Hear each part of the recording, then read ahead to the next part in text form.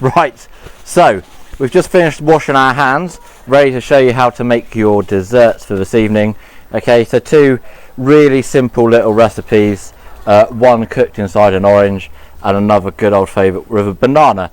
So I'm going to mix up the ingredients. So the recipe's all online. We've pre-weighed it all out into bowls and stuff just to make it a little bit quicker for us to do as a demonstration. While I'm doing this, Ben's going to show you how to do the orange, hollow it out and get it ready for the filling that I'm going to make in this bowl. Excellent. So to do the orange is really simple. You just need to take a normal orange, chop the top off it with a knife, and then we're putting the knife to one side. And then when you do your first orange, you need to get some of the juice out because you need 45 mils of juice for Gareth's recipe. So you just need a juicer, or you can squirt it out if you haven't got one. Give the orange a little juice. Don't push too hard or you'll split the side of the orange skin, and it's really important for this recipe the orange skin stays in one piece. So you just do that, and then you get a spoon and you're just going to dig the inside of the orange out. So there's no reason why you can't eat this if you want to as you go along. It's nice and yummy. One of your 5 a day as well. Or you can just pop it in somewhere till later.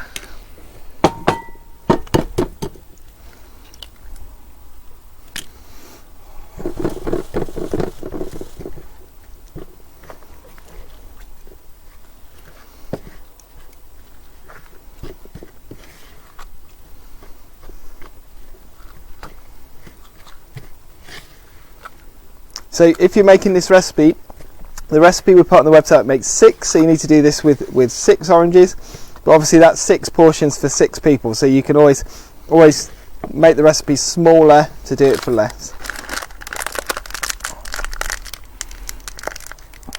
So I've pretty much finished mixing up the chocolate mix. Just going to add some chocolate drops just to make it even more chocolatey and delicious.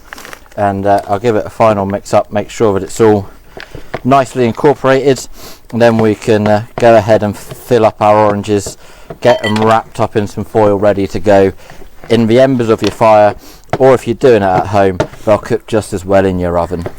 So once you've hollowed your orange out, it looks a little bit like this. So you've got a nice hollow top and a nice hollow orange. So I'm going to pass that over to Gareth, who's going to fill that up in a minute with his orange. Can I have a spoon, please, Ben? You may. Thank you. So it's all mixed up. It's really easy. Just chuck it all in the bowl in one go. Mix it together. No need to do anything fancy with blending or anything like that. And then when you fill your orange up, this is really important. Don't fill it to the top. If you fill it to the top, you'll have some kind of cake mixture explosion. So we want to go about 2/3 of the way up your orange. Okay. Now the mixture is really gloopy. So it's a little bit interesting to get it in the thing. Oh, that's handy. And we're going to use that other spoon to push it off of there. Okay, so about 2/3 full, and then just move it down. And then your lid, which is really important to make sure you save this bit when you're cutting up your oranges, okay? Just sits on top like so. Alright, now if you've got them, you can put a little cocktail stick in there just to secure it on, but if you're going to wrap it in foil, it will stay in place anyway. So in the middle of your foil, once again, 2 sheets of foil, just to make sure that if it's in the embers of the fire, it doesn't burn through. If it's going in your oven at home, 1 sheet will be fine. Wrap it up nicely, and when I do it, I always bring all the edges up to the top, okay, so you know which bit's the top, so it's the right way up, and it also gives you a little handle to be able to pick it up, pop it in and out of the embers on your fire for you. So that one's ready to go. Repeat that process with the rest of your oranges. If you're lucky, you might have some batter mix left over, which you can cook any other way, or maybe just eat off the spoon. Hey, it's all good. It's good to me. Or your alternative pudding is a banana. So you can either just literally pop the banana on the fire like that in its skin, as it is, and then take it off when it goes nice and black and brown, and that's really yummy then with some squirty cream or some raspberries or even some custard.